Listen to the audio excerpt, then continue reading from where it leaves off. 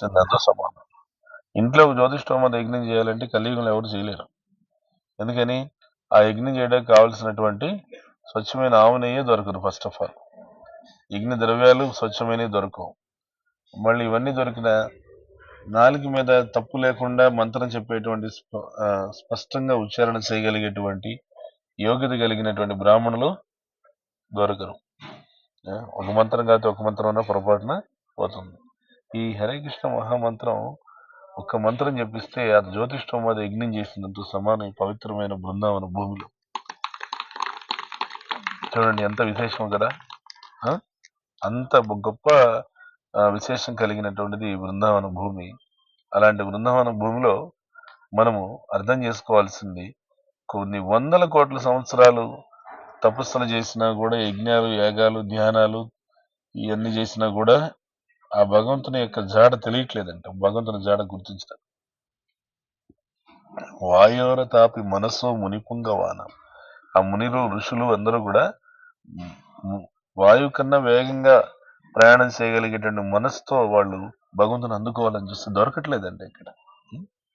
సోప్యస్తి యత్ర పదసీమ్య విచింత్య తత్వై గోవిందమాది పురుషం తమహం భజ. అంత ప్రయత్నం చేస్తే వాళ్ళు భగవంతుడి పాదాల గోర్లు కూడా చూడలేకున్నారు. భగవంతుడి పాదం యొక్క గోరు కాలి చెప్తుంటారు చూడు, నా కాలి గోటికి కూడా సమానం కదరా నువ్వా అని అంటుంటారు చూస్తా. ఆ కాలి గోరు కూడా చూడలేకుండా ఉన్నారు వాళ్ళంత ప్రయత్నం చేస్తే. కానీ ఇంకొక వైపున ఏం చెప్తున్నారు, ప్రేమాంజన సురిత భక్తి విలోచనేన సంత సదైవ హృదయేషు విలోకయంతి యం శ్యామ సుందరమచింత్య గుణస్వరూపం గోవిందమాది పురుషం తమహం భజామి అని చెప్పి అంటున్నారు. అంటే అదే భగవంతుణ్ణి 100 కోట్ల సంవత్సరాలు తపస్సు చేసి వాయువు కన్నా వేగంగా ప్రయాణం చేసేంత మనసుతో ఆయన అందుకోవాలని చూస్తే కూడా ఎక్కడ దొరకట్లేదు. ఆయన ఏది మునులకి ఋషులకి యోగులకి దొరకట్లేదు ఆయన. అలాంటి భగవంతుడు ప్రేమాంజనచురిత భక్తి విలోచనైన ఈ కళ్ళకి ప్రేమ అనేటువంటి కాటుకు రాసుకొని, ఇది ఎక్కడ దొరికితే మార్కెట్లో కొంటాం, డబ్బాలు కొని పెట్టుకుంటాం. ప్రేమ అనే కాటుకి ఏడం దొరికితే మార్కెట్లో చెప్పండి, కొనుక్కుంటాం. కానీ అది మార్కెట్లో ఎక్కడ దొరకనంటుందే. మార్కెట్లో కామం అనే కాటుకు కావాలంటే బోళ్ళం దొరుకుతుంది, ప్రేమ అనే కాటుకు దొరకదు. ప్రేమాంజనచురిత భక్తి విలోచనేన, అది ఎక్కడి నుంచి వస్తుందంట? ప్రేమ అనేటువంటి కాటుక భక్తి విలోచనేన, భక్తి అనేది హృదయంలో ఉంటే వస్తుందంట. అలా వస్తే వాళ్ళకి సంత సదైవ హృదయేషు విలోకయంతి యం శ్యామ సుందరం, యం శ్యామ సుందరం అచింత్య గుణస్వరూపం. ఆ శ్యామ సుందరుడు కృష్ణుడు అచింత్యమైనటువంటి గుణస్వరూపం కలిగిన వాడు. అచింత్య అంటే అర్థం ఏంటంటే చింతింపు సఖ్యము కానటువంటి. మన యొక్క మనస్సుతో, మన యొక్క ఆలోచనలతో మనం చింతింప శక్యం, మనం ఆలోచన చేసేయడానికి వీలు కానటువంటి గుణస్వరూపాన్ని కలిగి ఉన్నటువంటి ఆ భగవంతుడు ఎవరైనా భగవంతుడు గోవిందం ఆది పురుషం తమహం భజామి. ఎవరైనా గోవిందుడు ఆది పురుషుడు, అలాంటి ఆది పురుషుడైన గోవిందుడికి నేను నమస్కరిస్తున్నాను. ఈ శ్లోకం ఎవరు చెప్పారు? ఇది సాక్షాత్తు సృష్టికర్త బ్రహ్మ చెప్పాడు. ఆయన చెప్పిన శ్లోకం ఇది. ఇందాక నేను చెప్పిన 2 శ్లోకాలు కూడా.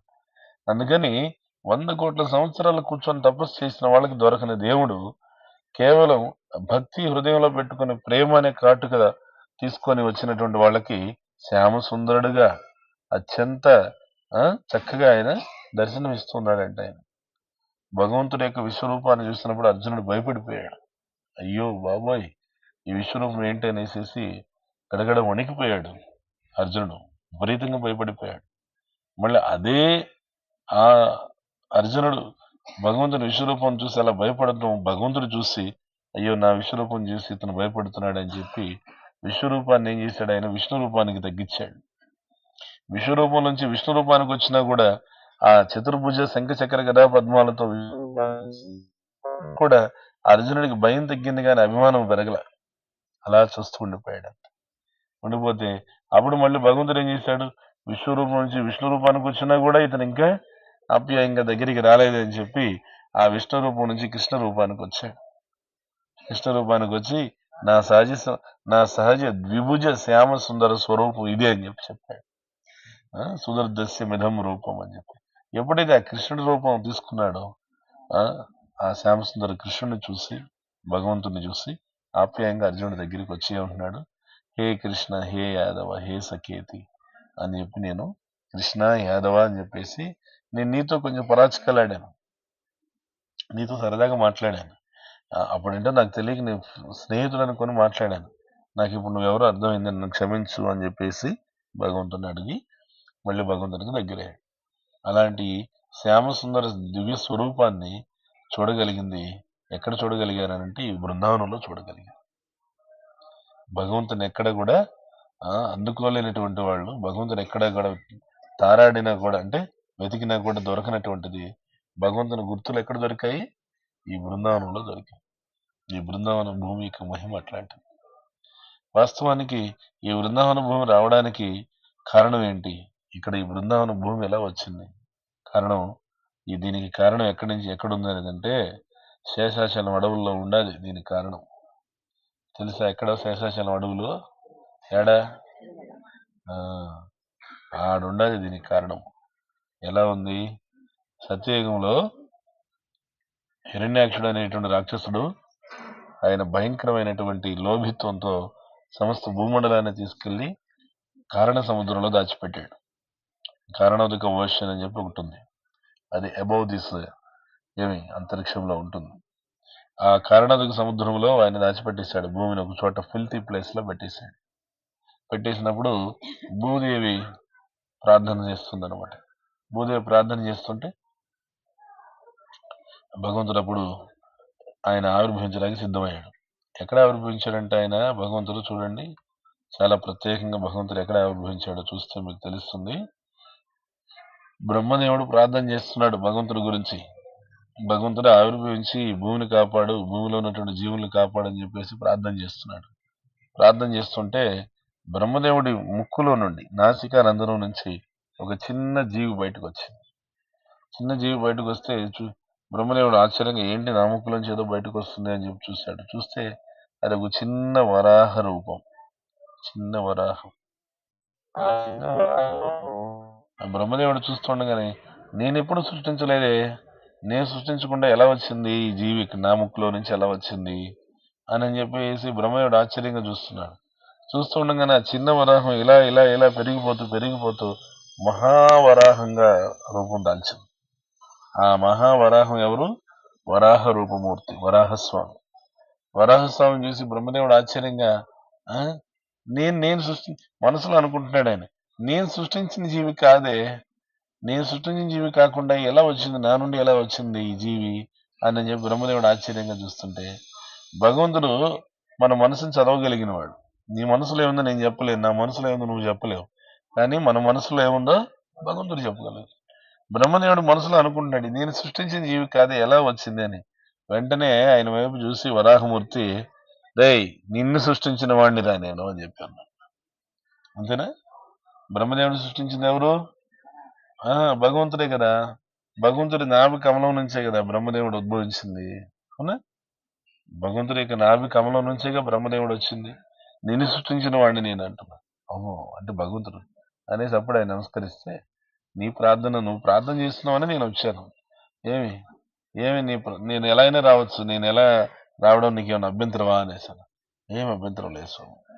తర్వాత వరాహమూర్తి తిన్నగా వెళ్ళి ఆ హిరణ్యాక్షుడితో తలపడ్డాడు. హిరణ్యాక్షుడు తలపడి హిరణ్యాక్షుడితో యుద్ధం చేసి ఆ భగవంతుడు హిరణ్యాక్షుడిని సంహరించాడు. హిరణ్యాక్షుడిని సంహరించిన తర్వాత నిన్న చెప్తున్నాను కదా, మొన్న చెప్తున్నాను, నిన్నే అనుకుంటా, భగవంతుడు ఎప్పుడు పరీక్షిస్తాడు, నీకెంత నమ్మకం ఉందో చూస్తాడు ఆయన. నువ్వు పెద్ద పెద్ద బొట్లు పెట్టారు నిజమే, అసలు నిజంగా వీళ్ళకి అంత బొట్టు పెట్టినంత నమ్మకం నా మీద ఉందా లేదా వీళ్ళకి, అది ఎప్పుడు తెలుస్తుంది? జీవితంలో కష్టం వచ్చినప్పుడు తెలుస్తుంది. అవునా? అప్పుడు మన ఫెయిత్ ఎంత ఉంది భగవంతుడి మీద అనేది బయటపడిపోతుంది. అట్లా ఏమంటే వరాహమూర్తి నిన్న చెప్పాను ఏకాదశి మహత్వంలో గుర్తుందా? మురా రాక్షసుడితో భగవంతుడు పోరాడేటప్పుడు ఏం చేస్తున్నారు దేవతలంతా? చెట్ల చాటున దాక్కొని చూస్తున్నారు. ఎప్పుడన్నా భగవంతుడు కాస్త 2 దెబ్బలు తిన్నాడు అనుకోండి, వీళ్ళంతా అమ్మో అని చెప్పి దాక్కొని వెళ్ళిపోతున్నారు. ఎప్పుడన్నా భగవంతుడు వాళ్ళని 2 దెబ్బలు కొట్టాడు అనుకోండి, మురాసురుని ధైర్యంగా ముందుకు వస్తున్నారు. అంటే ఏంటి, వీళ్ళు భగవంతుడి శక్తి పైన డౌట్ పడుతున్నారు, సందేహిస్తున్నారు. భగవంతుడి శక్తి మీద మనం సందేహించవచ్చా? దేవతలంతా వచ్చి చూస్తున్నారు ఏం జరుగుతుందా అనేసి. హిరణ్యాక్షుడితో వరాహమూర్తి పోరాడుతున్నాడు. వరాహమూర్తి ఎప్పుడైతే హిరణ్యాక్షుడి యొక్క ధాటికి కాస్త వెనకడుగు వేశాడో, వెంటనే వీళ్ళంతా మేఘాల వెనకాల దాక్కునేస్తున్నారు. ఓరి నాయను, వరాహమూర్తి దెబ్బలు తింటాడంటే ఇంకా మన పనే ఉంది. ఎప్పుడైతే వరాహమూర్తి 2 దెబ్బలు వేస్తున్నాడో హిరణ్యాక్షుడిని, వీళ్ళంతా మేఘాల బయటకు వచ్చి మేఘాల చాటు నుంచి వాళ్ళు ముందుకు వచ్చి చూస్తున్నారు. అట్లా జీవితంలో మనకు కూడా ఏంటంటే ప్రతి దశలో, చిన్న అని కాదు పెద్ద అని కాదు, ఎప్పుడైనా కానీ ప్రతి దశలో మన విశ్వాసానికి ఎప్పుడు భగవంతుడు పరీక్ష పెడతాడు. ఆ విశ్వాస పరీక్షలు ఎవరైతే గెలుస్తారో ఆ గెలిచిన వాళ్ళే భగవంతుని సేవలో నిలుస్తారు, భగవంతుని పక్కన నిలుస్తారు. ఆ విశ్వాస పరీక్షలో ఓడిపోయినటువంటి వాళ్ళు భగవంతుని పక్కన నిలవలేరు. భగవంతుడు మళ్ళీ అవకాశం ఇస్తాడు, మళ్ళీ మీకు ఇంకో అవకాశం ఇస్తాను, మళ్ళీ చూడండి అని చెప్పేసి అంటారు. హిరణ్యాక్షుని భగవంతుడు ఆ విధంగా ఒకే ఒక దెబ్బతో పడగొట్టేశాడు. రక్తం కక్కుని చనిపోయాడు, ఒకే ఒక దెబ్బ అంతే, 1 బ్లో. హిరణ్యాక్షుడు మరణించిన తర్వాత భూదేవిని భగవంతుడు రక్షించి తీసుకొచ్చాడు. ఎవరు? వరాహమూర్తి. వరాహమూర్తి భూదేవి సమేతంగా ఎక్కడికి వచ్చాడు? శేషాచలం అరణ్యాలకు వచ్చాడు. వచ్చిన తర్వాత అక్కడ విశ్రాంతి తీసుకోవాలనిపించింది ఆయనకి. ఇక్కడ కొంచెం విశ్రాంతి తీసుకుంటే బాగుంటుంది అనిపించినప్పుడు ఆయన ఏం చేశాడు? నాకు విశ్రాంతి తీసుకోవడానికి ఏదైనా కొండ ప్రాంతం ఉంటే బాగుండు అనుకున్నాను. ఆయన అట్లా అనుకున్నదే తడవ ఏమైంది, టక్కన వెంటనే గరుత్మంతుడు ఏం చేశాడంటే వైకుంఠంలోకి వెళ్ళి, వైకుంఠంలో భగవంతుడు విహరించేటువంటి ఒక పర్వతం ఉంది, దాన్ని శేషాచల పర్వతం అని చెప్పేసి అంటారు. దాన్ని క్రీడాచల పర్వతం అని చెప్పి అంటారు. ఆ క్రీడాచల పర్వతాన్ని ఏం చేశాడు ఆయన? గరుత్మంతుడు టక్కన తీసుకొని క్రీడాచల పర్వతంలో ఒక ముక్కను తీసుకొని వైకుంఠం నుంచి చిన్నగా కిందకి తీసుకొచ్చి శేషాచలం అడవుల్లో పెట్టి, స్వామి మీకోసం, మీరు విహరించడానికి, మీరు విశ్రమించడానికి ఇది తీసుకొచ్చాను అడగకుండానే వెంటనే. అది నిజమైన సేవకుడి యొక్క లక్షణం. యజమాని మనసులో ఏముందో ముందుగానే పసిగట్టి ఆ యజమానికి కావలసినటువంటి తీసుకొచ్చి ఇవ్వడం. అలా చేయగానే వెంటనే సంతోషంగా ఆయన ఏం చేశాడు? వరాహస్వామి వరం ఇచ్చాడు. నీ పేరు మీద ఇక్కడ రాబోయేటువంటి 7 కొండల్లో ఒక కొండ ప్రసిద్ధి చెందుతుంది అని చెప్పి పేరు ఇచ్చాడు. ఆ కొండ పేరేమిటి?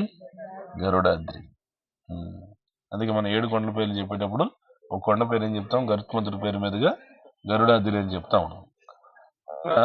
ఆ భగవంతుడు ఎక్కడ విశ్రమించాడు. విశ్రమించినప్పుడు భూదేవి ఒక మాట అడిగింది. ఏమని?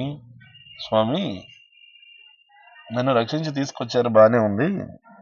అయితే మీ దివ్యమైనటువంటి లీలలన్నీ కూడా చూసేటువంటి భాగ్యాన్ని నాకు ఇవ్వండి.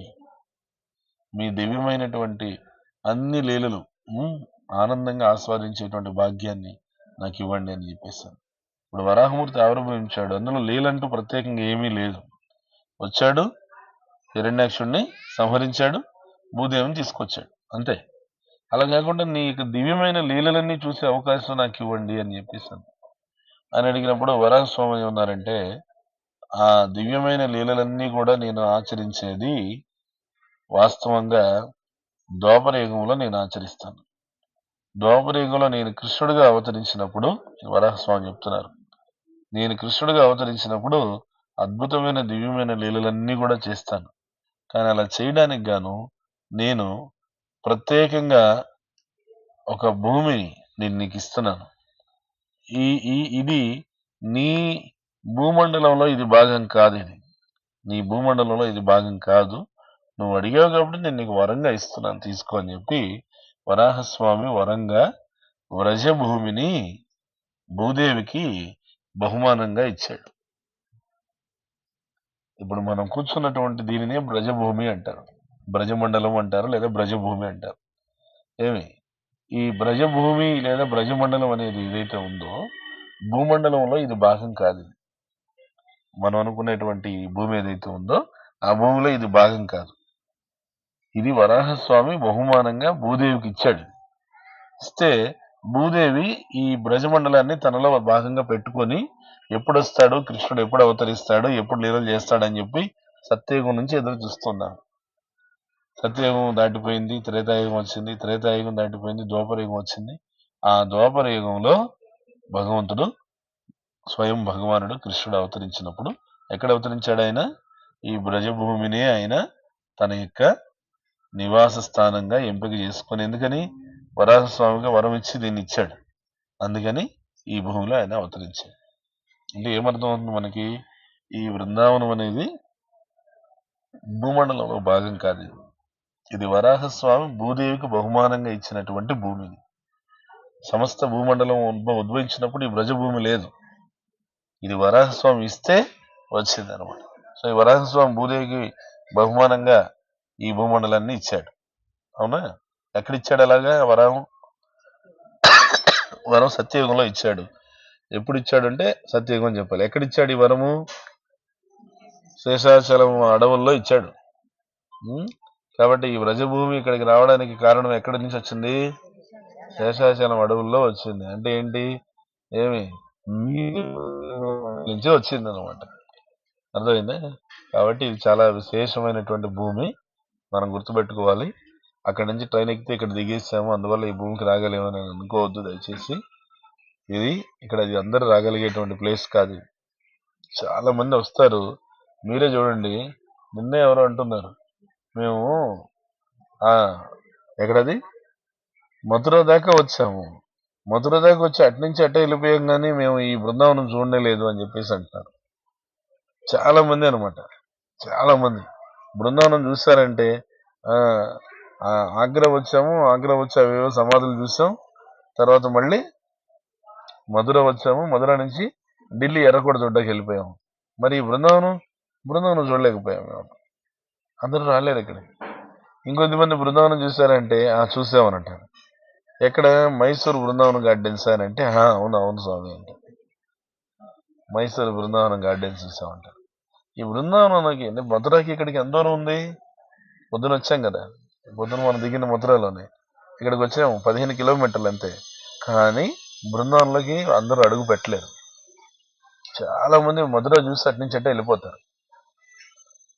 అలాంటి బృందావన ధామంలోకి అడుగు పెట్టడం అనేది అది ఎంతో మహోన్నతమైనటువంటి భాగ్యం ఉండి, ఈ బృందావనానికి ఇందాక ముందు చెప్పాను చూడండి, తప్తకాంచన గౌరాంగి రాధే బృందావనేశ్వరి. ఈ బృందావనానికి అధినేత్రి ఎవరు? రాధమ్మ. ఆ రాధారాణి యొక్క కృప ఉంటేనే మన దక్షిణ భారతదేశంలో రాధమ్మ అంటాము, లేదా రాధాదేవి అంటాము, ఇలా చెప్తాం మనం. కానీ ఇక్కడ ఉత్తర భారతదేశంలో రాధమ్మ రాధాదేవి అని పిలవరు.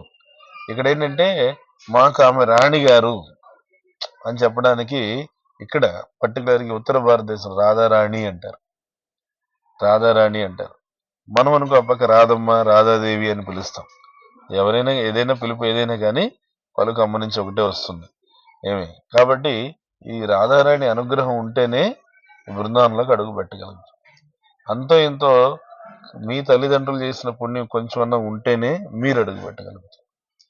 ఆ తర్వాత మీరు అంతో ఎంతో భగవంతునికి, భక్తులకి, గోవులకి చేసిన సేవ ఇంతన్నా పిసరంతన్నా ఉంటేనే ఈ బృందావనంలోకి అడుగు పెట్టగలుగుతారు. ఇవన్నీ మీకు ఉన్నాయి కాబట్టి బృందావనంలోకి మీరు చక్కగా అడుగు పెట్టగలిగారంటే ఇది వాస్తవంగా చెప్పడం, ఈ బృందావనాన్ని చూసే విధంగా అడుగు పెట్టగలిగారు. చాలా మంది ఆ బృందావనానికి వచ్చినా కూడా ఇక్కడ కూడా ఉరుకులు పరుగులు ఎత్తు 2 రోజులు ఉండేసి ఆ పక్కన 2 గుళ్ళు, ఈ పక్క 2 గుళ్ళు చూసేసి నేను బృందావనం చూసేసానని చెప్పి పేరుకి స్టాంప్ వేసుకోవడానికి ఒక స్టాంప్ వేసుకొని వెళ్ళిపోతారు. అలా కాకుండా బృందావనం ఉండేది ఎందుకంటే శ్రవణము, కీర్తనము చేయడానికి, విని తెలుసుకోవడానికి, భగవంతునికి నామాన్ని జపం చేయడానికి, సంకీర్తన చేయడానికి, దీనికి బృందావనం ఉండేది. అందుకని బృందావనాన్ని చూడడానికి, ఆ బృందావనం గురించి వినడానికి మనకి ఆచార్యులు ఏం చెప్తారనంటే 2 కళ్ళు సరిపోవు, బృందావనం గురించి వినడానికి 2 చెవులు సరిపోవు, బృందావనం గురించి పలకడానికి ఒక నోరు సరిపోదు, ఒక నాలుగు సరిపోదు అని చెప్తారు. అవునా? భగవంతుడి గురించి, ఇది బృందావనం గురించి ప్రత్యేకంగా చెప్తారు వాళ్ళు. మన ఆచార్యులు రూపగోస్వామి ఏమి తండే తుండిరవనం అని చెప్పేసి ఒక శ్లోకంలో చెప్తున్నారు. కృష్ణ, ఈ పవిత్రమైనటువంటి బృందావన ధామంలో నీ గురించి కీర్తించడానికి నాకు ఒక నాలుగు సరిపోదు, వేల కొద్ది నాలుకలు కావాలి. నీ గురించి వినడానికి కూడా నాకు 2 చెవులు సరిపోవు, లక్షల కొద్ది చెవులు కావాలి.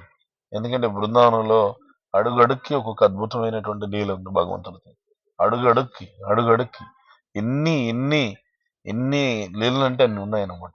అందుకని మీరందరూ కూడా కాస్తంత పెన్ను పేపర్ పెట్టుకుంటే, మీకు మనం చెప్పేవి రాసుకోగలిగితే, దాన్ని మళ్ళీ తర్వాత మనం 5 రోజుల తర్వాత వెళ్ళినప్పుడు మనం ఏం చూసాం బృందావనం అని అంటే, ఏదో వెళ్ళాము, చూసాము, వచ్చాము, ఏ 2 గుళ్ళును 2 తోటలు చూపించారు, వచ్చేసాము అని చెప్పేసి అనకుండా, ఏమేమి చూసాము, 2 గుళ్ళు 2 తోటలు, ఒక నది, ఒక కొండ చూపించారని చెప్పేస్తారు. అయిపోయింది. అయిపోయింది. కొండ ఏమనంటే గోవర్ధన కొండ, నది ఏమంటే యమునా నది, 2 తోటలు ఏమంటే నిధివనం, సేవా కొంచెం, 2 గుళ్ళు ఏమనంటే రాధాగంజ్ టెంపుల్, ఇంకో టెంపుల్ మదన్ మోహన్ టెంపుల్ చెప్పేస్తే అయిపోయింది. అలా, ఎందుకంటే ఎత్తుగా కనిపిస్తాయి కాబట్టి అవి గుర్తుంటాయి, మిగతా అన్ని ఒకేలా అనిపిస్తాయని. అలా కాదు, మీరు గనక వీటి చరిత్రలు వింటే అప్పుడు మీకు అర్థమవుతుంది ఈ బృందావన భూమి ఎంత గొప్పదో. ఈ బృందావన భూమి ఈ విధంగా ఉండడానికి ఎంతమంది మహానుభావులు త్యాగం చేశారో తెలుస్తుంది మనకి. మనం ఈరోజు ఇలా సౌకర్యంగా కూర్చున్నామంటే ఈ విధంగా కూర్చోలేం. ఈ బృందావనం అంటే రేపల్లె అని అంటే ఇది ఒక మారుమూల పల్లెటూరు. ఇది మారుమూల పల్లెటూరు. ఈ రోజున చూస్తే ఇది ప్రపంచానికి ఒక హబ్గా ఉంది, ప్రపంచానికి ఒక కేంద్ర బిందువుగా ఉంది ఈ బృందావనం. మీరు చూసారు పొద్దున్నుంచి ఇక్కడ ఎంతమంది అమెరికన్స్, రష్యన్స్ వాళ్ళంతా వచ్చి భగవంతుడి గురించి కీర్తించుకొని, భగవంతుడి గురించి చెప్పుకొని వెళ్తున్నారు. వాళ్ళు చెప్పుకొని వెళ్ళడం కాదు, వాళ్ళు ఇక్కడ ఉండిపోతున్నారు.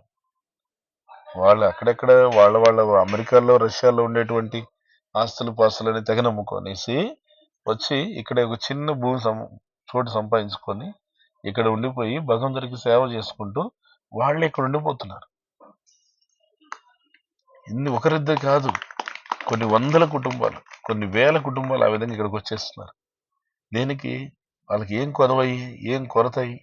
డబ్బు కొరత, లేకపోతే పేరు ప్రతిష్టలు కొరత, వాహనాలు, కార్లు, బంగళాలు కొరత, ఏం కొరతయి అని అంటే హృదయంలో మనస్సు, ఆ నిజమైనటువంటి సంతోషం అనేది కొరతయి, ఆత్మ సంతృప్తి అనేటువంటిది లేక వాళ్ళు ఏం చేస్తున్నారు, ఇక్కడికి వచ్చి ఇక్కడ మనశ్శాంతిని, ఆత్మ సంతృప్తిని పొందుతూ ఆ ఆనందాన్ని, మానవ జీవితం ఉండేది భగవంతుని యొక్క సేవలో ఆనందాన్ని పొందడానికే అనేటువంటి సారాంశం తెలుసుకొని, పుట్టిన ప్రతి జీవి ఒక రోజుకి చనిపోవాల్సిందే, దాన్ని ఎవడు ఆపలేడు.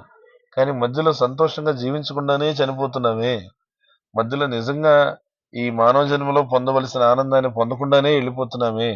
అలా మన జీవితం వెళ్ళిపోకూడదు అని ఆలోచన చేసి బుద్ధిమంతులై వాళ్ళు ఇక్కడికి వచ్చి క్వార్టర్స్ అంతా తీసుకొని చిన్న చిన్న గదులు, అక్కడ పెద్ద పెద్ద బంగళాల్లో ఉండేవాళ్ళు ఇక్కడ చిన్న చిన్న గదుల్లోనే అడ్జస్ట్ అవుతూ చక్కగా వాళ్ళు భగవంతుని సేవించుకుంటూ పొద్దున్న లేస్తే ఇంత చలిలో కూడా మంగళహారతికి బ్రహ్మముహూర్తంలో లేచి భగవంతునికి సేవ చేసుకొని వాళ్ళు వెళ్తున్నారు.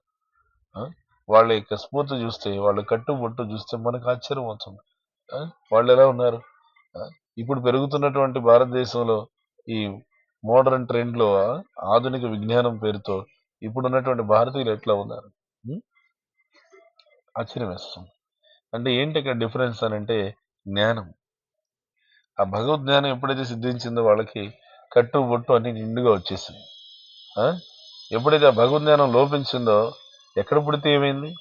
భారతదేశంలో పుడితే ఏమైంది, పాశ్చాత్య దేశంలో పుడితే ఏమైంది? ఆ భగవద్ జ్ఞానం లేదన్నప్పుడు అన్నిట్లో లోపాలు వచ్చేసినాయి, కట్టుబొట్టులోనూ లోపాలు వచ్చేసినాయి. ఆ లోపాలతో పాటు పాపాలు పెరిగిపోయినాయి. ఆ పాపాలతో పాటుగా ఇంకా అనేక రకాలైనటువంటి దోషాలు పెరిగిపోయి అక్కడేమైపోయింది, జ్ఞానం లేని దానివల్ల మనిషి కలుషితం అయిపోయాడు అనమాట. మనుషులు కలుషితము, మనసులు కలుషితం. దానివల్ల ఇంట్లోనూ గొడవలు, వీధిలోనే గొడవలు, ఎక్కడ చూసినా కూడా గందరగోళాలు. అదే దేశవ్యాప్తంగా చూసినా అదే, రాష్ట్ర వ్యాప్తంగా చూసినా అదే, జాతీయ వ్యాప్తంగా, అంతర్జాతీయ వ్యాప్తంగా ఎక్కడ చూసినా అదే మనకు చూస్తున్నాం. దేశాల మధ్య యుద్ధాలు జరుగుతున్నాయి, రాష్ట్రాల మధ్య యుద్ధాలు జరుగుతున్నాయి. ప్రదేశాల మధ్య యుద్ధాలు జరుగుతున్నాయి. దేనికి ఇదంతా జరుగుతుంది? వ్యక్తి బాగా కలుషితం అయిపోయాడు. వ్యక్తి బాగా స్వార్థపరుడైపోయాడు. ఇంకా చెప్పాలంటే భగవద్ జ్ఞానం అనేటువంటిది పూర్తిగా లోపించడం వల్ల వ్యక్తి అసూయ ద్వేషాలతో నిండిపోయాడు. భగవద్ జ్ఞానం ఉన్న వ్యక్తి అసూయ ద్వేషాలని తనలో నిలబడి అసూయ ద్వేషాలను పక్కన పెట్టేస్తాడు. ఈ బృందావనం భూమిలో మనం వచ్చిందాక బాగా దీనిలో నేర్చుకోవాల్సింది ఏంటంటే ఒకే ఒక ముఖ్యమైన సారాంశం. అసూయ ద్వేషాలను విడిచిపెట్టి స్నేహభావంతో ఎంతకాలం బతుకుతాం? మహా అంటే అందులో మళ్ళీ నిద్రలో సగం వెళ్ళిపోతుంది. నిద్రలో ఎవడుంటాడు అక్కడ? నిద్రలోనే వెళ్ళిపోతుంది. తర్వాత తిండి, ఆహారము, నిద్ర వీటిలోనే చాలా సమయం వెళ్ళిపోతుంది. ఆ ఉండే కొద్ది సమయాన్ని మనం హ్యాపీగా భగవంతుడి సేవలో కలిసిమెలిసి భగవంతుని యొక్క ఆనందంగా మనం ఉండాలి అనేటువంటి భావన ఈ బృందావనంలో ఉన్న వాళ్ళకి వస్తుంది. చైనా యాత్రికుడు కూడా ఈ బృందావనానికి వచ్చాడు. వచ్చి నాకు చూశాడు. దారిలో పోతుండగా ఒక చోట ఆగి మంచినీళ్ళు కావాలని అడిగాడు. ఆ ఇంట్లో ఏం చేస్తాడంటే దుకాణం ఉంది, చిన్న దుకాణం, ఇల్లు అంతా కలిసే ఉన్నాయి. అంటే ఇంటి ముందేమో దుకాణం పెట్టుకున్నారు, ఇంటి లోపల మనుషులు ఉన్నారు. ఆ దుకాణం ముందేమో చిన్న పిల్లోడు ఉన్నాడు. ఆ పిల్లోడు కృష్ణుడు బొమ్మలు ఏవో వేసుకుంటున్నాడు. దుకాణంలో యజమాని కూర్చొని ఉన్నాడు. దుకాణం లోపల అంటే ఇంటి లోపల వస్తుంది. అక్కడ పెద్ద కుర్చీలో ఒక ముసలాయన కూర్చొని ఆయన పుస్తకం చదువుకుంటున్నాడు. చూశాడు ఈయన. చూసి మంచినీళ్ళు ఇవ్వండి అని అంటే వాళ్ళు పిలిచి లోపలికి మంచినీళ్ళు ఇచ్చి, మజ్జిగ ఇచ్చి, తీర్థం ఇచ్చి, కాస్త ప్రసాదం కూడా పెట్టారు. మంచినీళ్ళు అడిగిన దానికి ఎంత గౌరవం చేశారు ఆయన బృందావనంలో. చేసేసి తర్వాత ఆయన చూశాడంతా పరిస్థితి. ముగ్గురు కనపడ్డారు. చిన్నపిల్లవాడు అక్కడేదో బొమ్మలు వేసుకుంటున్నాడు. మధ్య వయస్కుడేమో వ్యాపారం చూసుకుంటున్నాడు. పెద్ద ఆయనేమో పుస్తకం చదువుకుంటున్నాడు. సర్లే అనుకున్నాడు, వెళ్ళిపోయాడు. చూసుకొని వెళ్ళిపోయిన తర్వాత మళ్ళీ చైనా వెళ్ళిపోయాడు. 30 సంవత్సరాల తర్వాత మళ్ళీ తిరిగి వచ్చాడు. 30 ఏళ్ల తర్వాత తిరిగి వచ్చి మళ్ళీ, అరే నేను ఆ రోజు మంచినీళ్ళు అడిగితే కూర్చోబెట్టి మజ్జిగ ఇచ్చి మరి ప్రసాదం పెట్టారు, ఒకసారి వాళ్ళని మళ్ళీ కలుద్దామని చెప్పి వచ్చాడు. వచ్చేసరికి ఆయనకి దిగ్భ్రాంతి అయిపోయింది. 30 ఏళ్ల క్రితం ఏం చూస్తాడో మళ్ళీ అదే కనిపించింది. అదే పిల్లాడు కూర్చొని బొమ్మలు వేసుకుంటున్నాడు. అదే మనిషి కూర్చొని అక్కడ వ్యాపారం చేస్తున్నాడు దుకాణంలో. అదే పెద్ద ఆయన కూర్చొని అక్కడ పుస్తకం చదువుకుంటున్నాడు. ఏంటి ఇట్లా? ఏం పెరగరా ఇళ్ళు? ఈ బృందావనంలో మనుషులు పెరగరా? ఇంతేనా? అప్పుడు చూసినప్పుడు ఇట్లా ఉన్నారు, ఇప్పుడు చూసినప్పుడు ఇట్లా ఉన్నారు, ఏంటిది అని చెప్పి ఆయన కన్ఫ్యూజ్ అయిపోయి అప్పుడు ఆ దుకాణంలో ఉన్న ఆయన అడిగాడు, ఏమని, అయ్యా మీరేం పెరగరా? మీరు 30 ఏళ్ల క్రితం వచ్చినప్పుడు నేను ఇట్లానే చూశాను, మళ్ళీ ఇప్పుడు వచ్చినప్పుడు ఇట్లానే కనిపిస్తున్నారు, ఏం మీరు అని అన్నాడు. అప్పుడు ఆయన నవ్వుతూ చెప్పాడు, 30 ఏళ్ల క్రితం మీరు వచ్చినప్పుడు నేను అక్కడ ఆడుకుంటూ ఉన్నాను, కృష్ణుడు బొమ్మలు గీసుకుంటూ ఉన్నాను. అప్పుడు మా నాన్న దుకాణంలో ఉన్నారు, ఆయన మీకు ఆతిథ్యం ఇచ్చింది. అప్పుడు మా తాతగారు లోపల కూర్చొని ఉన్నారు.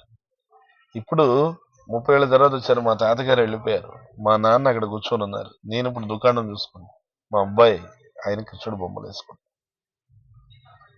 అవునా, ఏమిటి ఇలా అని అంటే అప్పుడు ఆయన చెప్పాడు, ఇది మా సంస్కృతి, ఇది మా భారతీయ సంస్కృతి. పుట్టిన మొదలుకొని చచ్చిపోయిన వరకు కూడా భగవంతుని వదిలిపెట్టకూడదు అనేది భారతీయ సంస్కృతి, అంతే, ఇంకేం లేదు. మా భారతీయ సంస్కృతిలో గొప్పతనం, మాకేం టెక్నాలజీలు లేవు, మాకేం పెద్ద పెద్ద పరిశోధనలు లేవు, పెద్ద పెద్ద కార్లు, బంగ్లాలు, మిద్దెలు, మేడలు అనే ఆడంబరాలు, అట్టహాసాలు మాకు లేవు. మా భారతీయ సంస్కృతి గొప్పతనం ఏంటంటే జన్మించిన బదులు మరణించిన వరకు భగవంతుడిని మేము ఎలాంటి దశలో కూడా వదిలిపెట్టాము. అదే మా భారతీయ సంస్కృతి. పుట్టినప్పుడేమో మా పిల్లల చేత కృష్ణుడు బొమ్మలు వేయిస్తూ, కృష్ణుడు కథలు చదువుకొనిస్తూ అట్లా మేము వాళ్ళని కృష్ణుడితో ఉండేటట్టుగా చేస్తాం. పెద్దయినాక బతుకు తెరువుకి ఏదో ఒకటి బతకాలి, కానీ ఏదో ఒకటి బతకొచ్చానంటే ఏమి లేనిపోయిన అమాయక జంతువులు గొంతు కోసి మాంసం అమ్ముకుంటూనూ బతకొచ్చు, లేదు భగవంతునికి సంబంధించిన ఈ జపమాలలోనూ ఈ పూజా ద్రవ్యాలు ఇవి అమ్ముకుంటూ కూడా బతకొచ్చు. పట్టుపోసుకోవాలంటే ఎలా అయినా చేయొచ్చు, ఏదైనా ధనమే కదా. మరి ఏదైనా ధనం అన్నప్పుడు అది ఈ విధంగా ధర్మ మార్గంలోనూ ధనం సంపాదించవచ్చు, అధర్మ మార్గంలో కూడా ధనం సంపాదించవచ్చు. కాకపోతే అధర్మ మార్గంలో సంపాదించే ధనం ఏంటంటే కొంచెం ఫాస్ట్ గా వస్తుంది, కొద్దిగా ఎక్కువ వస్తుంది, కొంచెం తొందరగా ధనం పెరిగిపోతుంది, ధనంతో పాటు మనకు కూడా గర్వం పెరిగిపోతుంది, తర్వాత తొందరగా తీసుకెళ్ళిపోతుంది. ఎందుకంటే అన్ని అధర్మ మార్గంలో వచ్చే ధనం మన ఆయుష్ను హరిస్తుంది యాక్చువల్గా. ఎందుకంటే అధర్మ మార్గంలో డబ్బు సంపాదించడానికి కష్టపడాలి కదా నువ్వు. ఆ కష్టంలో నీ ఆయుష్ హరించుకుపోతుంది. అది నీకు తెలియదు. ఇప్పుడు శాస్త్రం చెప్పింది అర్థం చేసుకోవాలి. ధర్మ మార్గంలో వచ్చేటువంటిది కష్టమే. ధర్మ మార్గంలో వచ్చేది కష్టంగా వస్తుంది, కానీ దానివల్ల నీ ఆయుష్ హరించుకుపోదు. నీది ఎలా ఉందో అలానే ఉంటుంది. పైగా ఈ ధర్మ మార్గంలో వచ్చేటువంటిది నీకు ఎక్కువసేపు నిలుస్తుంది. ఇది నీకు గర్వం రాకుండా కాపాడుతుంది, అహంకారం రాకుండా కాపాడుతుంది అని ఇలా మహాభారతంలో భీష్ముడు చాలా చెప్పాడు దీని గురించి. ధర్మ మార్గంలో సంపాదిస్తే అది ఎంతసేపు నీతో నిలుస్తుంది, అధర్మ మార్గంలో రెండింటి డబ్బు వస్తుంది. కానీ ఆయన చెప్పిన నేను చూడండి చాలా చాలా క్లారిటీగా చెప్పాడు. ధర్మ మార్గంలో సంపాదిస్తే అంటే డబ్బు నిదానంగా వస్తుందంటే, అధర్మ మార్గంలో సంపాదిస్తే ఫాస్ట్గా వచ్చేస్తుంది, తొందరగా వచ్చేస్తుంది, ఎక్కువ వచ్చేస్తుంది. సో అట్లా ఆయన చెప్తున్నాడు, మేము ధర్మ మార్గంలో ఇగో ఈ జపమాలలు, ఈ అగరబత్తులు, ఈ జప సంచులు ఇవి అమ్మి వీటి ద్వారా వచ్చేటువంటి వాటితో మేము సంతృప్తి, మాకు సరిపోతుంది. ఇదే మాకేం పెద్ద పెద్ద మేళ కట్టాలనే ఇంట్రెస్ట్ లేదు, భగవంతుని సేవించుకుంటే చాలు. అందుకని ఈ వృత్తినే మేము ఎంచుకుంటాం జీవనోపాధికి. అందుకని జీవనోపాధుల కోసం ఇంకా దేనికో పట్టుకొని పరిగెత్తాం బయట. సో ఇది ఎప్పుడు మధ్య వయసులో ఉన్నప్పుడు. కొంచెం వృద్ధాప్యం అయింది అనుకోండి, 50 దాటింది అనుకోండి, అప్పుడు ఇంకా ఈ దుకాణం గురించి మేము చూసుకోం ఇంకా. ఇప్పుడు మా నాన్న ఒకప్పుడు చూసుకునేవాడు ఇది. ఇప్పుడు ఆయన చూడండి ఏం చేస్తున్నాడు, అక్కడ లోపల కూర్చొని పుస్తకం చదువుకున్నాడు. అవునవును, నేను వచ్చినప్పుడు పుస్తకం చదువుతున్నాడు. అప్పుడు మీ తాతగారు ఏం పుస్తకం చదువుతున్నాడు? శ్రీమద్ భాగవతం చదువుతున్నాడు.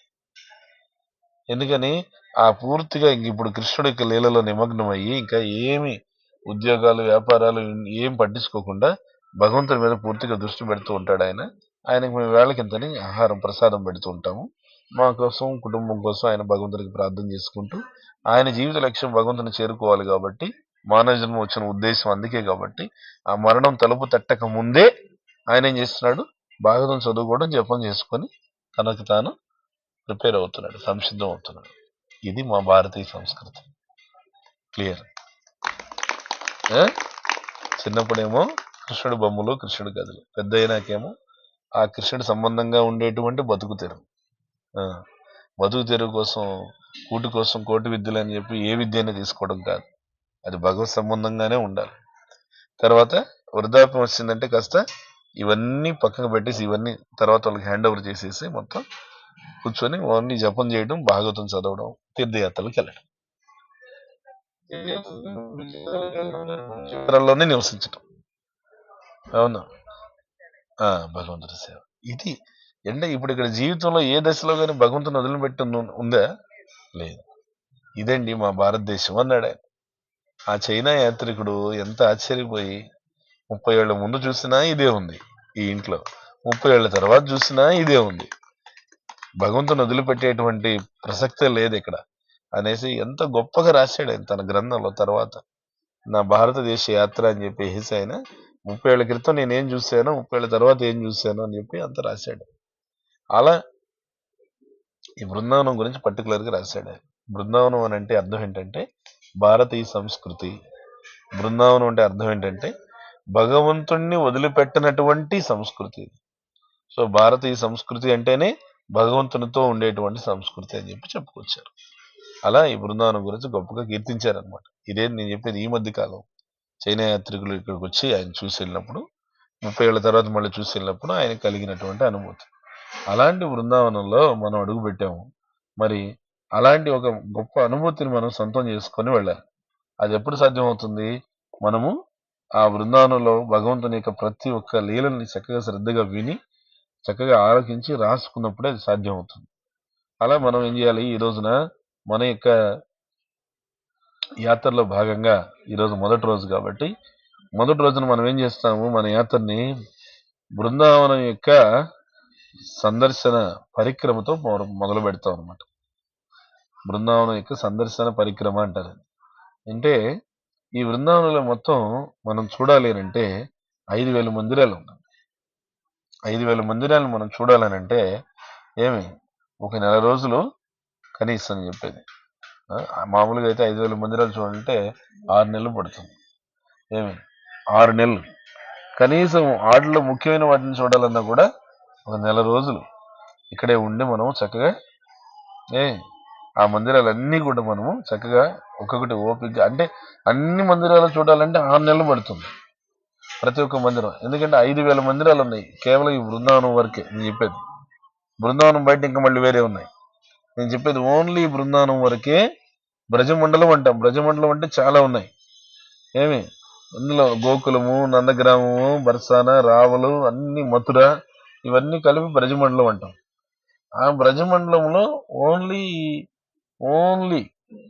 ఈ బృందావనం చూడడానికి 5,000 మందిరాలు ఉన్నాయి. 5,000 మందిరాలు అంటే 6 నెలలు పడుతుంది. ఏమి సో ఈ 6 నెలలు మనం ఉండి చూడాలంటే కష్టం, అది అయ్యే పని కాదు. కాబట్టి మనం ఏం చేయాలి, ఒక నెల రోజులు ఉండి ముఖ్యమైనటువంటి మందిరాలు ఏవైతే ఉన్నాయో అవన్నీ కూడా మనం చూసి చక్కగా వాటిని మనం పూర్తి చేద్దాం. ఓకేనా? ఓకేనంటమ్మా? అనలేదంట. నెల రోజులు ఉండి మొత్తం గుళ్ళని చూసేసి పూర్తి చేద్దాం అని చెప్పేసి అంటే ముందు ఏమో ఓకేనే, తర్వాత ఏమో నువ్వు వెళ్ళలేదు స్వామి అంటున్నారు. అలాగే డౌట్ వచ్చేసింది. సరే, ఆచార్యులు అందుకనే మన సంగతి వాళ్ళకి తెలుసు అనమాట. మన పరిస్థితి కూడా తెలుసు, మన దీనావస్థ కూడా వాళ్ళకి తెలుసు. అందుకే ఏం చేశారంటే ఆచార్యులు, అంత మీరు కనీసం నెల రోజులు కూడా ఉండే ముఖ్యమైన ప్రధాన మందిరాలు కూడా మీరు చూడలేరు, మాకు తెలుసు మీ పరిస్థితి. ఎందుకంటే మీకు ఉద్యోగాలు, వ్యాపారాలు, ఇంటి పనులు, వంట పనులు ఉండాలి, అవన్నీ ఉంటాయి. అందుకని ఇవన్నీ అర్థం చేసుకొని వాళ్ళు ఏం చేశారంటే ఆచార్యులు బృందావనం పరిక్రమ అని చెప్పారు. పరిక్రమ అంటే ఏంటంటే ఈ 5,000 మందిరాలని ఒక్కసారి ప్రదక్షిణ చేయడం అనమాట. వాళ్ళు ఎంత దయాగుణంతో ఏం చెప్పారంటే, మీరు ఈ 5,000 మందిరాలని ఒక్కసారి ప్రదక్షిణ చేస్తూ నామ సంకీర్తన చేసినట్లయితే, నామ జపం చేసినట్లయితే ఈ 5,000 మందిరాలని మీరు సందర్శించిన పుణ్యం మీకు ఇచ్చేస్తాము అని చెప్పేసి అన్నారు. దేనికి చప్పట్లో? నెల రోజులు కాకుండా ఒక్క రోజులు అయిపోయింది అందుకే నాకు తెలుసు. అది అందుకని ఆచార్యులు ఏంటంటే వాళ్ళు మనకు ప్రతిదీ కూడా ఆచార్యుల దయాగుణం. ఇది ఆచార్యుల దయాగుణం లేకపోతే మనం ముందుకు వెళ్ళలేము. అసలు భగవంతుడి యొక్క విషయంలో ముందుకు వెళ్ళగలమో చెప్పండి? నిజంగా ఇప్పుడు ఏకాదశి అంటే, నిజంగా ఏకాదశి అంటే ఎట్లా చేయాలి? నేను చెప్పాను చాలా సందర్భాల్లో మీకు. పచ్చి నీరు అంటే ఒక చుక్క నీళ్లు కూడా తాగకుండా రోజంతా ఉపవాసం ఉండాలి, రాత్రి అంతా జాగారం చేయాలి, పొద్దున్నే ద్వాదశ పారాయణ సమయంలో తీసుకోవాలని చెప్పేసి.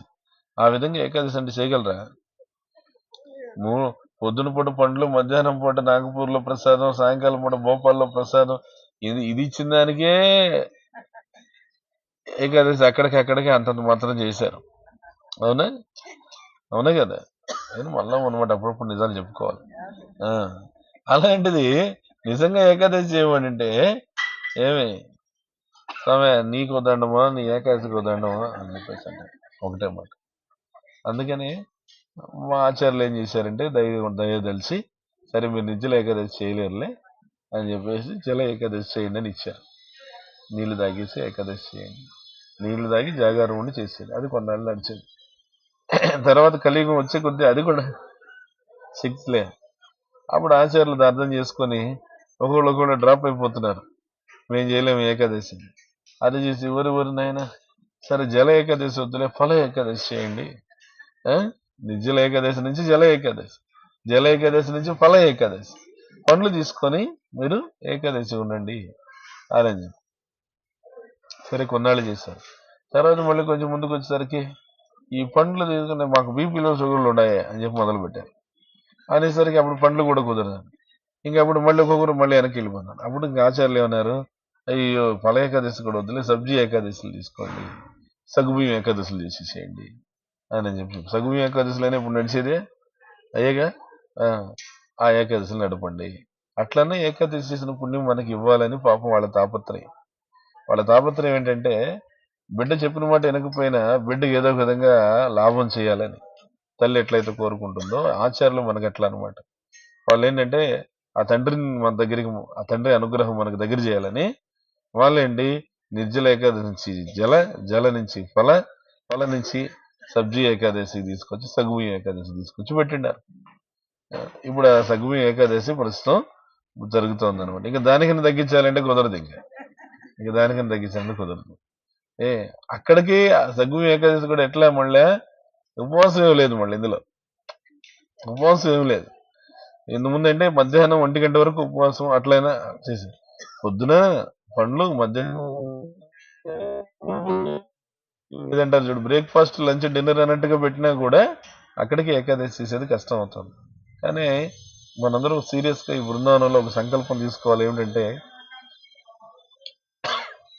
ఏకాదశి ఖచ్చితంగా ఆచరించాలి. ఏకాదశి ఎవరైనా సరే జీవితంలో ఆచరించారంటే వాళ్ళ వంశంలో ఎంత అభివృద్ధి జరుగుతుందంటే, వీళ్ళు చనిపోయి వెళ్ళిపోయినా కూడా వీళ్ళు చేసిన ఏకాదశి పుణ్యానికి వాళ్ళ వంశంలో అభివృద్ధి ఉంటుంది. అంటే ఎంత గొప్పదో చూడండి ఏకాదశి. శరీరాలు వెళ్ళిపోతాయి, కానీ వీళ్ళు చేసిన ఏకాదశి వాళ్ళ వంశంలో కూడా అభివృద్ధి అట్లే ఉంటుంది. అంత గొప్పది ఏకాదశి. 15 నెలలకు ఒకసారి వచ్చేది. ఏమి ఆ 15 నెలలకు ఒకసారి వచ్చే ఏకాదశిని ఉపవాసం ఉంటే ఎంత ఫలితం, ఆరోగ్యపరంగా కూడా ఎంతో ఫలితం. క్యాన్సర్ ఇలాంటి అల్సర్ ఇలాంటి రాకుండా ముప్పు తప్పుతుంది ఆ ఉపవాసం వల్ల. ఏమి మనం ఉపవాసం కూడా ఉండమని చెప్పట్లే, తినండి, ఏమి మిషన్ ఆపద్దండి, చెప్పేస్తున్నాం మనం. మీ మిషన్ అన్స్టాపబుల్ అర్థమైపోయింది. కానీ ఏంటంటే పదార్థం మార్చాలి. ఏకాదశి ద్వాదశి ధాన్యాల బదులుగా ఏకాదశి ధాన్య సంబంధం కానటువంటి ఆహారం తీసుకోండి. అది మీరు సంకల్పం తీసుకోండి. బృందావనంలో ఏదైనా సంకల్పం తీసుకుంటే సత్యమై నిత్యమై మీ వెంట వస్తుంది. ఏకాదశి మేము నిర్దిష్టంగా నిక్కచ్చిగా పాటించాలి.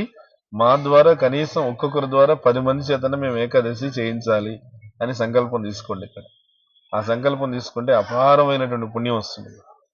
నేను చేస్తున్నాను, నాకు లాభం. అది నేను ఒక తెలిసిన బంధుమిత్రులకు తెలియజేసి, ఒక్కొక్కరికి ఒకరు తెలిసిన వాళ్ళు ఉంటారు కదా, మీకు తెలిసిన వాళ్ళు ఉంటారు, మీకు చెప్పే మాట వినేవాళ్ళు ఉంటారు, అభిమానంగా మీతో ఉండేవాళ్ళు ఉంటారు, ఆప్యాయంగా మీరు ఏదైనా చెప్తే చెప్పక్క వింటాం అనే వాళ్ళు ఉంటారు.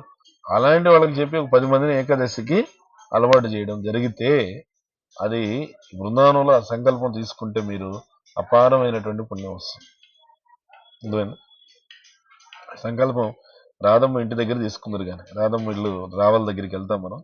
వెళ్ళినప్పుడు అక్కడ సంకల్పం తీసుకోండి. మీరు 10 మందో 5 మందో మీ ఇష్టం. నేను నాతో పాటు ఏకాదశి ఇంతమంది చేయిస్తాను సంకల్పం తీసుకోండి. సక్సెస్ కూడా అవుతుంది. అంటే అక్కడ సంకల్పం తీసుకుంటే మీరు ఎవరికైనా చెప్పాలి, వాళ్ళకి ఏదైనా ఏకాదశి చేయించాలనుకుంటే సక్సెస్ అవుతుంది. వింటారు మీ మాట.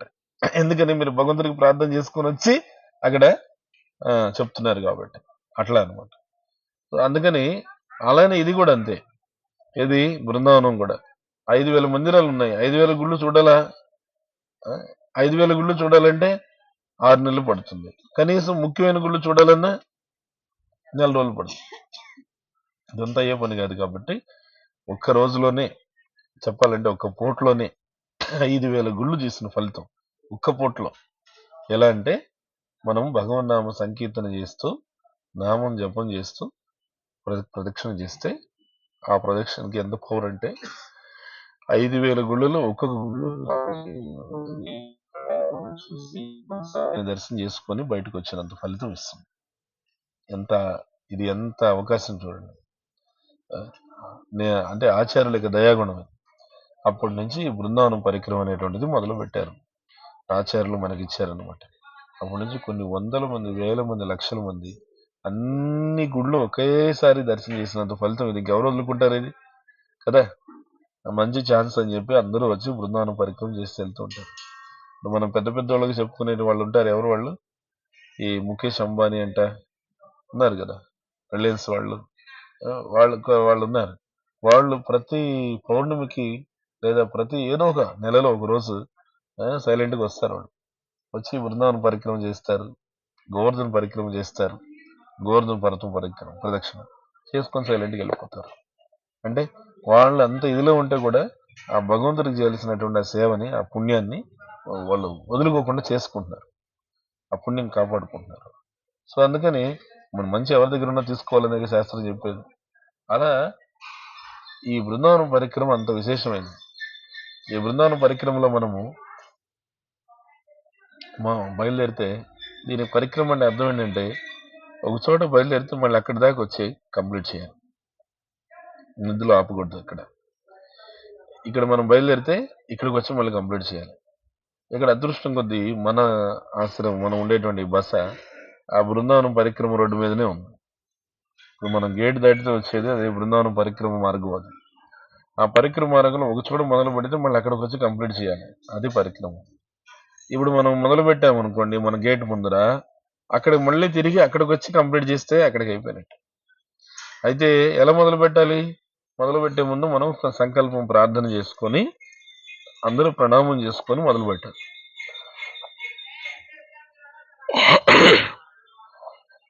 ఆ ప్రార్థన మనం వెళ్ళేటప్పుడు అందరం కలిపి ఒకేసారి చేస్తాం. చేసిన తర్వాత మళ్ళీ మనం మొదలైన తర్వాత అట్లా ముందుకెళ్తాం. అలా ముందుకెళ్ళంగానే ఒక చోట కృష్ణ బలరాముల చెట్టు వస్తుంది. నలుపు తెలుపు చెట్టు అనమాట. కృష్ణ బలరాముల చెట్టు అంటారు. అక్కడ కృష్ణ బలరాములు ఆడుకునేవాళ్ళు. ఈ ప్రదేశం పేరేంటంటే రమణ రీతి అంటారు. ఈ ప్లేస్ రమణ అంటే మృదువైన, రేతి అంటే ఇసుక. మృదువైన ఇసుక ఉంటుంది ఇక్కడ. బృందావనం అంతా ఉంటుందిలేండి, ఇక్కడ పేరు.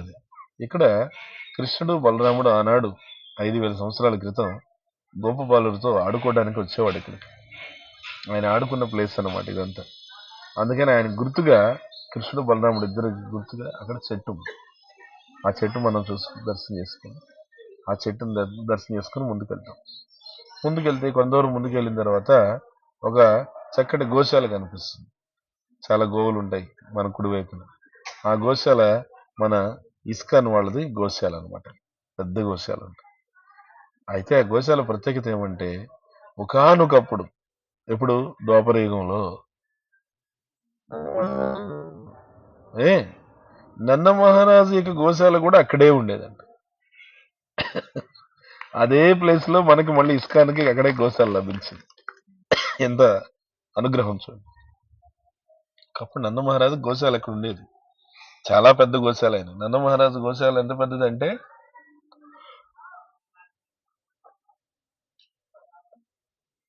ఈ మొత్తం ఈ ప్రాంతం అంతా గోశాలేనంట ఒకప్పుడు. ఇప్పుడు మనం కూర్చున్న ప్రాంతం ఉంది కదా, ఇదంతా నంద మహారాజు గోశాల అంటే. ఇదంతా అంత పెద్దదా అని అంటే మరి అంత పెద్దది అవసరం అవుతుంది. ఎందుకు అవసరం అవుతుంది? అన్ని ఉన్నాయి. ఎన్ని ఉన్నాయి? నంద మహారాజు ఇంట్లో ఎన్ని ఆవులు ఉన్నాయి? 9 లక్షల ఆవులు ఉన్నాయి. 9 లక్షల ఆవులు అంటే ఇవేమి కంపెనీలు ఏమి సరిపోవు కదా.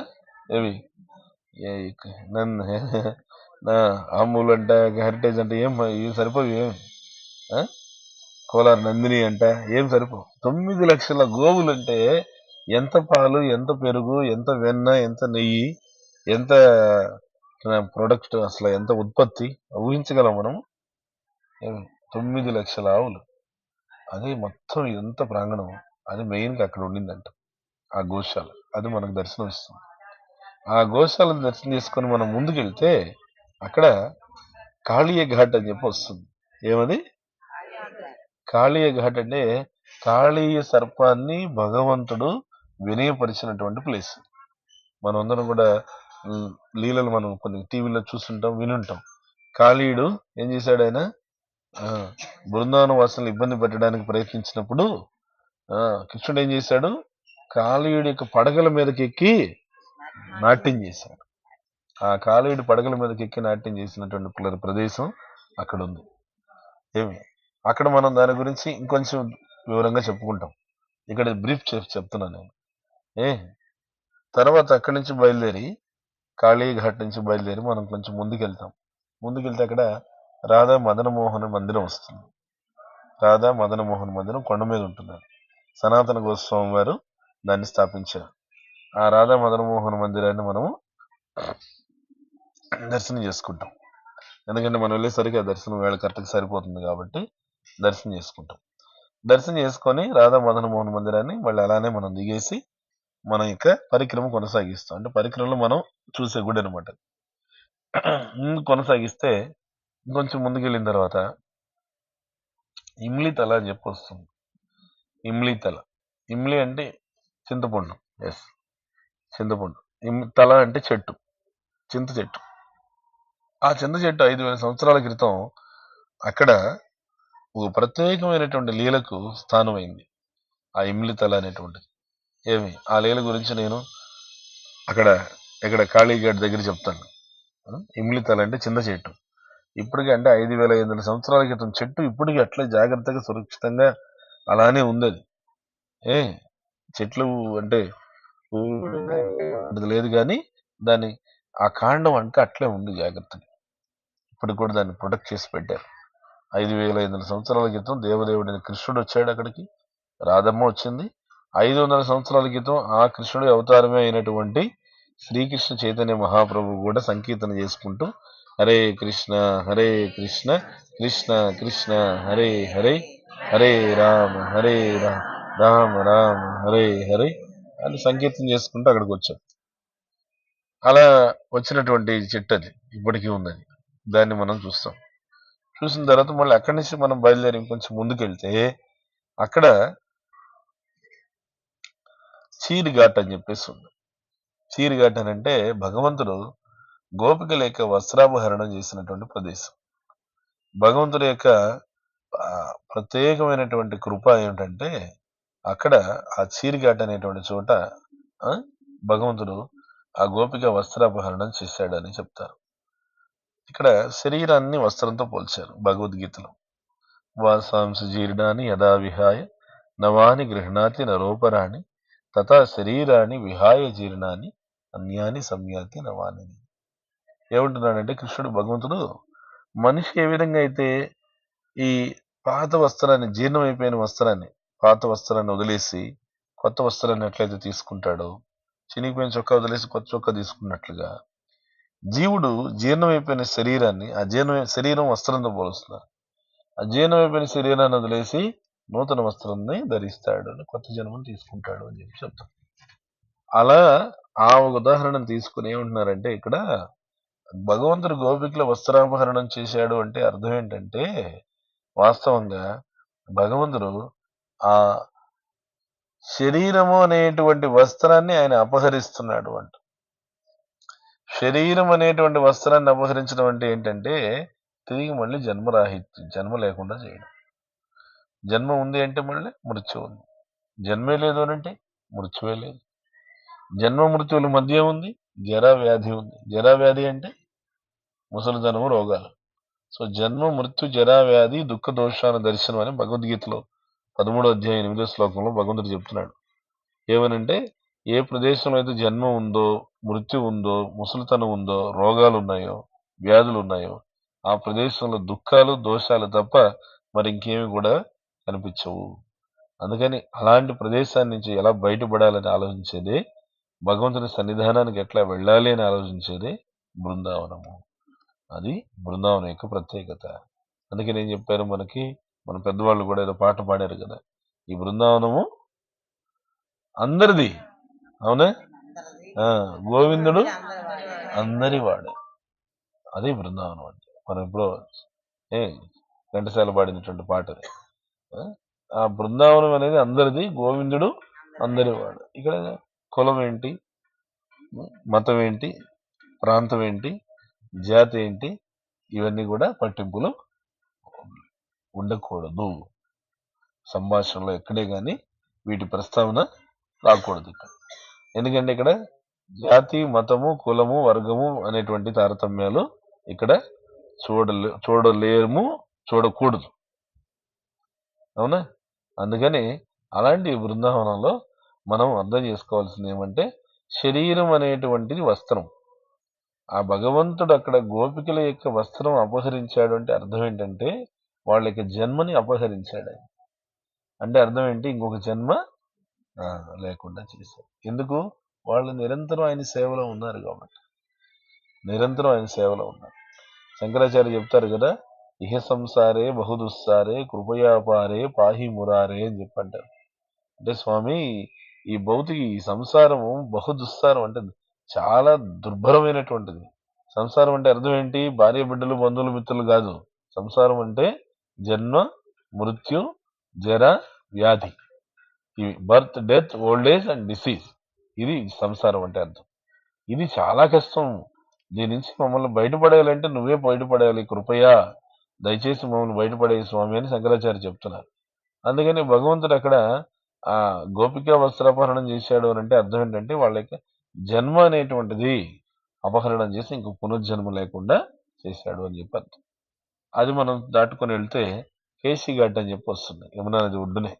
అక్కడే మనం యమునా నదిని కళ్ళారా దర్శనం చేయొచ్చు. కేసీ ఘాట్ అని చెప్పి వస్తుంది.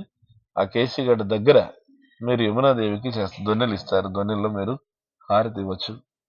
ఏమి చక్కగా హారతి ఇచ్చి ఆ హారతి మీరు చేసిన తర్వాత మన సమయం సందర్భం అక్కడికి అనుకూలించిందనంటే అక్కడ మన యమునాదేవి యొక్క హారతి కూడా చూడొచ్చు. ఏమి యమునా హారతి కూడా చూడొచ్చు. మనం చూసుకొనేసి ఇంక మనం ముందుకెళ్తే అలాగా మనకి అప్పుడు సమయం అనుకూలించలేదంటే మళ్ళీ నెక్స్ట్ టైం అన్నా మనం చూడొచ్చు. ఇంకా 4 రోజులు ఉంటాం కాబట్టి ఇబ్బంది లేదు.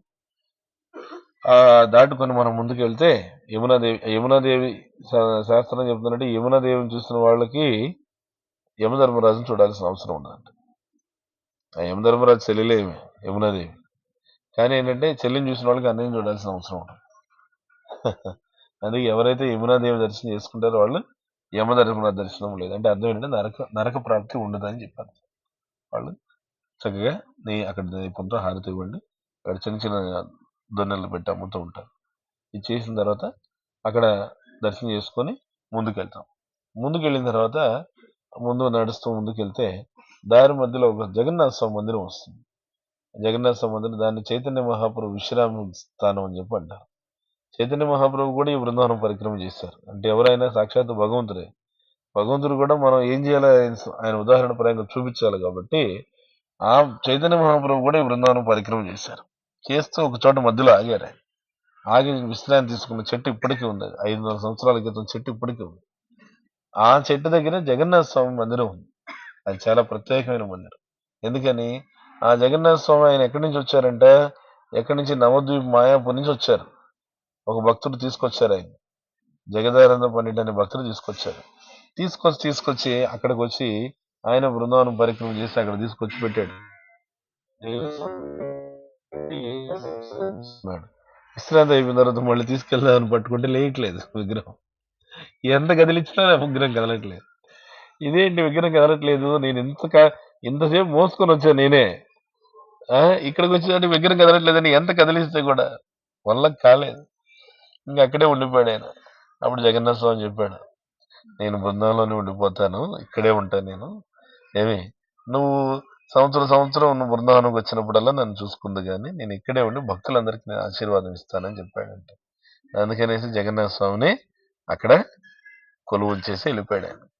ఇప్పటికే జగన్నాథ స్వామి అక్కడ ఉన్నారనమాట. చాలా ప్రత్యేకమైన విగ్రహం. ఒక్క జగన్నాథుడే ఉంటాడు అక్కడ. అదే జగన్నాథ స్వామికి చక్కగా చెవికి లోకలు ఇవి ఉంటాయి, చెవి లోలకులు అంటామా, ఇవి అలంకారం ఉంటాయి అన్నమాట. మామూలుగా జగన్నాథ స్వామి ఇవి కనిపించవు, కానీ అక్కడ కనిపిస్తాయి. ఆ భగవంతుని ఇది ప్రత్యేకం. అలాంటి జగన్నాథ్ ఎక్కడ లేదు, ప్రపంచంలో ఎక్కడ లేదు ఆ విగ్రహం. ఆ విగ్రహం అక్కడ ఉంది.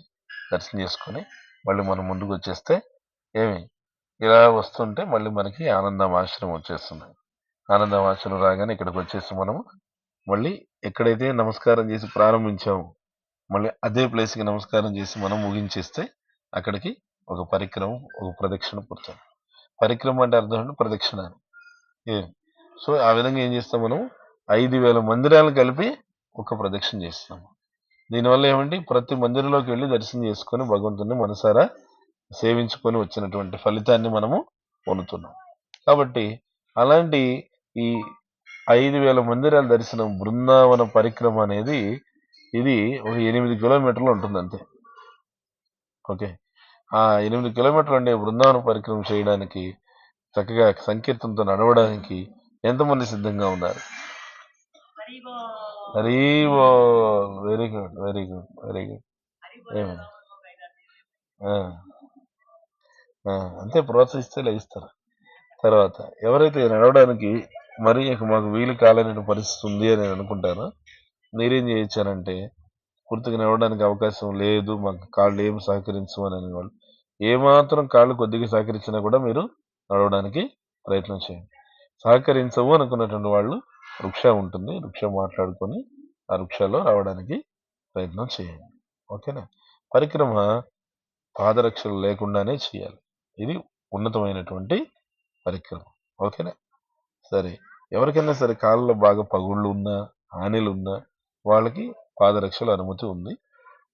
అది ఎలా క్షమించమని భగవంతునికి ప్రార్థన చేసుకొని పాదరక్షలు వేసుకొని రావచ్చు. అదర్వైజ్ ఏమి ఇందాక మన డివోటీస్ కొద్దిమంది హరికృష్ణ బృందావనం రావడంతోనే చెప్పులు తీసేసి కవర్లో గట్టి పక్కన పడేసి ఏమనంటే నీ బృందావనం వరకు చెప్పులు నేను వాడినాం, మళ్ళీ బృందావనం తర్వాత నేను చెప్పులు వేసుకుంటాను. లాస్ట్ ఇయర్ కూడా అట్లా చేశాయి. సో అందుకని ఆ విధంగా మీరు నడవడానికి అవకాశం ఉన్నటువంటి వాళ్ళు నడవండి, నడవడానికి అవకాశం లేదు పూర్తిగా సహకరించిన వాళ్ళు ఆటోలో రండి. ఈరోజు మన షెడ్యూల్ ఇది. రేపు మనం ఏం చేస్తాం, రేపు బయలుదేరి మనము కృష్ణుడి యొక్క ఇంటికి ఏమి మరి కృష్ణుడు జరిగిందంతా తిరిగాం కదా, కృష్ణుడు కూడా తిరిగి తిరిగి ఎక్కడికి వెళ్తాడు, ఇంటికి వెళ్తాడు. అందుకనే రేపు ఆయన ఇంటికి వెళ్ళి కృష్ణుని పలకరించేసి వద్దాం. ఓకేనా? ఎలా కృష్ణుని పలకరించాలంటే కలియుగంలో హరే కృష్ణ హరే కృష్ణ కృష్ణ కృష్ణ హరే హరే హరే రామ హరే రామ రామ హరే గోవింద హరే కృష్ణ.